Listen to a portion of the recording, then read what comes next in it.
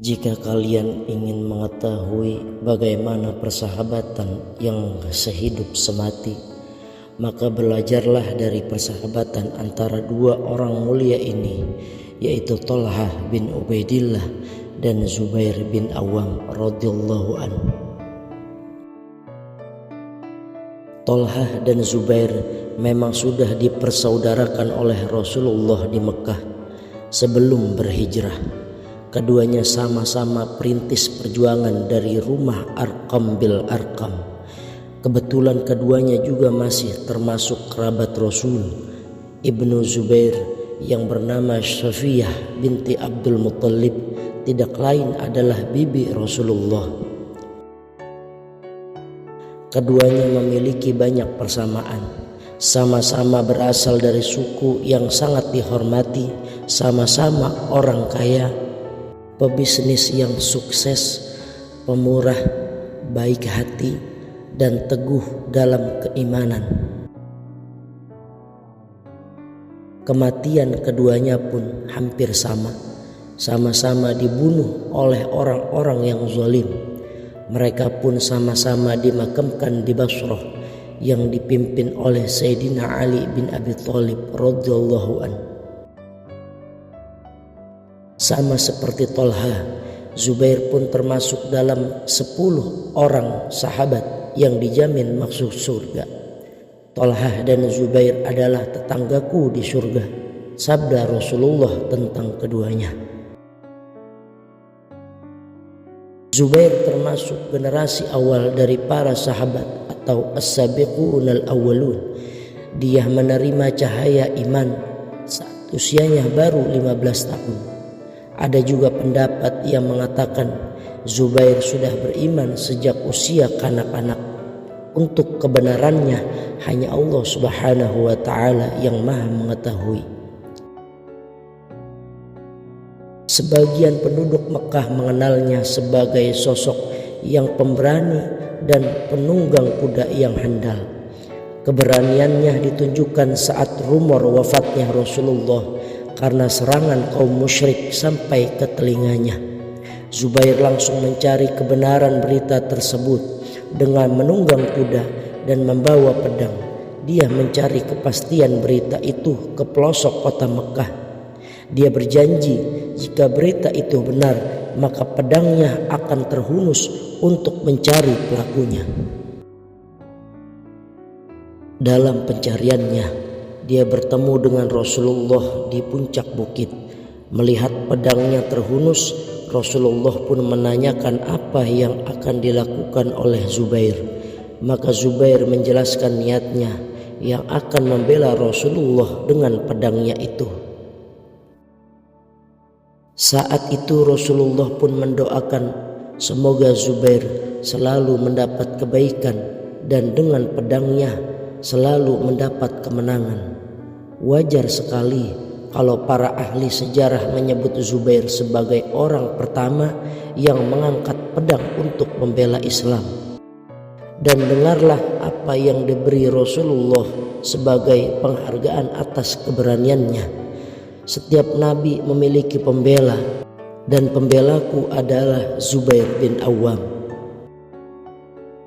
Sama seperti sahabat lainnya, meski berasal dari kalangan bangsawan, Zubair tak luput dari siksaan.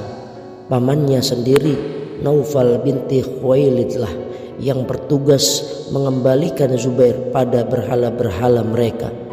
Naufal pernah mengikat Zubair dan menggulungnya dengan tikar, lalu diasapi hingga Zubair susah ataupun sulit bernafas. Lepaskanlah dirimu dari Tuhan Muhammad, maka aku akan melepaskanmu dari tikar yang terbakar ini, gertak sang paman secara keras. Maka Zubair yang tak kenal gentar malah menjawab, demi Allah, aku tidak akan kembali pada kekafiran untuk selama-lamanya. Zubair pernah mengikuti hijrah ke Habasyah sampai 2 kali. Ia tinggal beberapa lama di sana sesuai perintah Rasulullah. Setelah Rasulullah hijrah ke Madinah, Zubair pun menyusul beliau. Ia mengikuti semua peperangan yang dilakukan oleh Nabi Muhammad SAW. Pada perang Uhud, Zubair menunjukkan aksi terbaiknya. Dengan semangat tinggi, dia melindungi Rasulullah dari kepungan musuh. Dia menyerang musuh seorang diri layaknya 100 pasukan. Bahkan setelah perang Uhud selesai, tugas Zubair itu pun belum selesai. Dia dan Abu Bakar diminta memimpin pasukan kaum muslimin mengejar musuh. Hal itu dilakukan agar musuh berpikir bahwa umat Islam masih punya kekuatan dan tidak berani menyerang Madinah. Keduanya sukses melaksanakan misi itu. Pasukan Quraisy yang dalam perjalanan ke Mekah melihat ada yang membuntuti langsung kocar-kacir. Mereka berpikir bahwa pasukan yang dipimpin oleh Zubair dan Abu Bakar adalah pasukan kecil yang di belakangnya diikuti pasukan besar. Mereka langsung mempercepat langkah dan lari menuju Mekah. Kepahlawanan Zubair tidak hanya berhenti di perang Uhud. Saat perang Yarmuk menghadapi tentara Romawi, banyak pasukan Islam yang merasa gentar. Bagaimana tidak, jumlah tentara Romawi sangatlah banyak. Mereka juga tentara yang terlatih dan sudah biasa bertempur. Tapi lihatlah Zubair bin Awam dengan meneriakkan kalimat Allahu Akbar. Dia meloncat ke arah musuh dan berperang dengan gagah berani. Demikian juga saat perang Hunain, di mana umat Islam bisa membuat kocar-kacir suku Hawazin. Zubair juga menunjukkan keberaniannya pada saat bertugas menembus benteng Bani Quraisyah. Suku itu memiliki benteng yang sangat kokoh, hingga dibutuhkan waktu yang cukup lama untuk menguasainya. Rasulullah pun menugaskan Zubair dan Ali untuk menjadi tim perintis pembuka benteng. Keduanya meloncat ke arah benteng dan berhasil membuat gentar pemimpin Quraisyah. Tindakan berani keduanya ini akhirnya membuahkan terbukanya benteng Bani Quraisyah hingga pasukan Islam memetik kemenangan yang gemilang. Sama seperti Tolha, Zubair adalah seorang pebisnis yang sukses.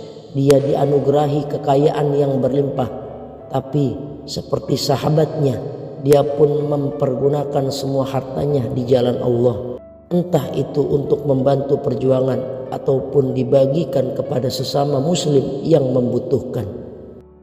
Di akhir hayatnya, Zubair terlibat dalam perang Jamal. Yang dihadapinya bukanlah musuh, melainkan umat Islam yang dipimpin oleh Ali bin Abi Thalib. Ketika Ali mengingatkan Zubair pada pesan Rasulullah, "Wahai Zubair, bukankah Rasul sudah pernah mengatakan bahwa engkau akan memerangi Ali dan engkau termasuk golongan yang zalim?" Mendengar kata-kata Ali, Zubair langsung tersadar. Berdua dengan sahabatnya Tolha, dia meninggalkan medan peperangan. Sangat disayangkan, saat itu seorang prajurit dari barisan Ali bin Abi Thalib mengikuti Zubair. Amru bin Yarmuz, demikian disebut dalam sejarah nama tentara itu. Dan saat Zubair sedang sholat, Amru pun menusuk Zubair hingga wafat. Mengetahui Zubair sudah meninggal, Amru bergegas menemui Ali bin Abi Thalib. Dia berpikir kabar meninggalnya Zubair akan menyenangkan hati pemimpinnya. Tapi Sayyidina Ali karramallahu wajhah adalah orang yang tahu keutamaan Sayyidina Zubair. Maka Ali pun berujar dengan sedih, "Katakan pada dia yang sudah membunuh Zubair Futa Sofiyah bahwa orang yang membunuh Zubair tempatnya di neraka." Ali semakin sedih saat pedang Zubair ditunjukkan padanya. Ali mencium pedang itu lalu ia menangis, dan ia pun berkata, "Demi Allah, selama ini pedang ini melindungi Nabi Muhammad dari segala mara bahaya." bersama saudaranya seiman Thalhah bin Ubaidillah. Zubair dimakamkan di Basrah. Salam sejahtera untukmu wahai Sayyidina Zubair, sang pembela Rasulullah.